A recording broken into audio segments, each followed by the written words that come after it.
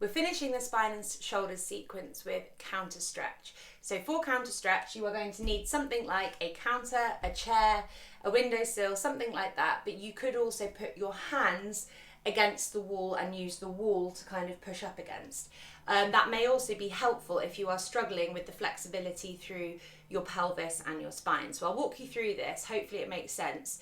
But if you are unable to get your pelvis to move forward properly, then doing it against the wall and having your hands higher, really focusing on the pelvis position, will be more beneficial.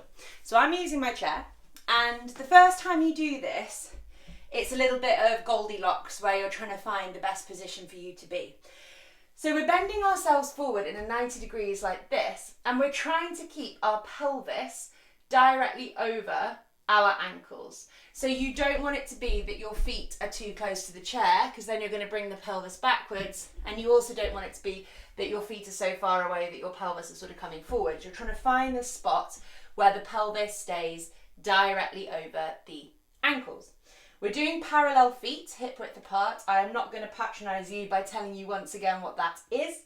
We are going to bend into our knees to start with and tilt our pelvis forwards into extension. So it's this pelvic extension that's the hardest thing about this exercise. So people think that when they bend forward like this, what they're aiming for is to get their knees straight. But what often happens when people get their knees straight is that they tuck their pelvis under and they go into spinal flexion, which is not what we want. So if you're trying to do this at a chair, like so, but you cannot get your pelvis and lower back out of the position that I'm in right now, where it's tucked under, you won't feel anything. When you're doing it wrong, you won't feel anything. Do it against a wall, have your hands much higher up the wall, and you're focusing on that knee bend, the tilting forwards of the pelvis, and then you're going to try and straighten your knees, but you only straighten your knees as far as your body can go without losing that pelvic position. So to start with, I can't go into fully extended knees. It takes a few minutes for my body to sort of warm up. I'm trying really hard to keep my weight in my big toes, because that's going to stop the pelvis shunting backwards. Again, if the pelvis moves backwards, it makes it very passive. It makes you likely to hyperextend into your knees, and it makes you likely to be rounded through that pelvis and lower back. This is not right. It should feel very active. Bending into knees, feet are parallel, weight in the big toes, then tilting the pelvis forward and really focusing on that pelvic tilt. I'm putting my forearms on a thing out in front of me. You can have your elbows folded if having the arms extended feels too much. Keeping the pelvis tilted forwards, my quads tighten. I straighten my knees as far as I can go without losing the pelvic position. So for now, I'm keeping it here, and that's making all sorts of work happen through my legs, which is good. And I'm keeping my weight forwards into my big toes. I'm not rounded through there. The pelvis tilts forward. I have a tendency to sink into my rib cage. So there is my rib cage flare sort of showing itself. So I draw my inner lower ribs up. So you can see how that keeps my spine nice and flat, and I tilt the pelvis forward. So tilting the pelvis forward is not the same as sagging into the upper back. We tuck the rib cage in, tilt the pelvis forward, and we relax the head down, sinking into our shoulders, and push down onto the thing that you are leaning over with your arms, and you'll feel how that kind of wakes up the arms as well. So we're going to set a timer here for 2 minutes. You do as long as you can. I'll quickly run you through all of those cues again as we get into them. So I'll get yourself vaguely into it. I'll set the timer now, but I'll run you through it as I get myself set up. 3, 2, 1, go.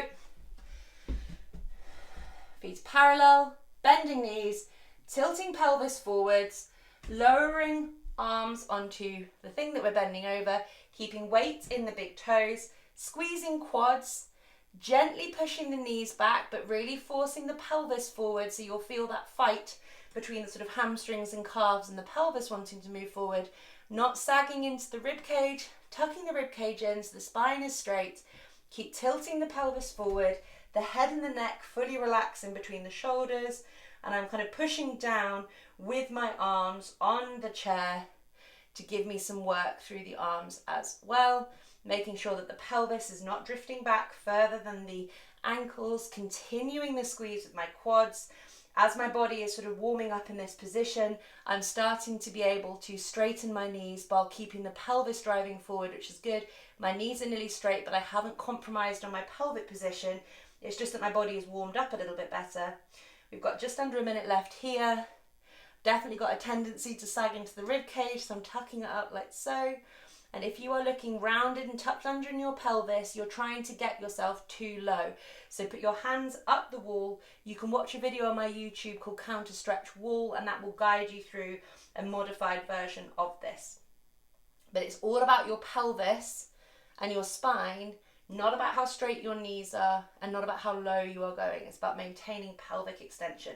And if it feels too easy and you're not feeling anything, you're probably hyperextending in various places or being very passive, which is not what we want at all.